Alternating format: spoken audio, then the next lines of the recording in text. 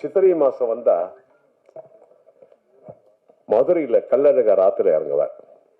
அவர் எந்த வருஷம் 34 வருஷமா கள்ளழகர் ஆத்துல இறங்கும் போதெல்லாம் வாராரு வாராரு அழகர் வாராரு, அந்த பாட்டு எப்படி ஒரு ஆந்தமா அமைஞ்சதோ அதே போல ஆயுத பூஜைன்னா சூப்பர் ஸ்டார் ரஜினி சார் நடிச்ச பாட்ஷா படத்துல ஆட்டோக்காரன் இது ஒரு ஆந்தமா ஆயிடுச்சு. எல்லா வருஷமும் இதை போடுவாங்க. ஆயுத பூஜைக்கு, சித்திரை மாதா, அது கோவில்ல பண்ணா கோல வீழியம்மா ராஜக்காளி அம்மன் 108 அம்மனை பற்றி ஒரு பாட்டு, இதெல்லாம் நிரந்தரமான ஒரு பாடல் ஆயிடுச்சு. நிரந்தரமான பாடல். கள்ளழகர் ஆத்துல இறங்கும் போதெல்லாம் 34 வருஷமா அதான். ஆயுத பூஜைக்கு ஆட்டோக்காரன் தான். எல்லா சாமி கோவில்லையும் திருவிழானா கோல வீழியம்மா ராஜக்காளி அம்மன் அந்த பாட்டு தான்.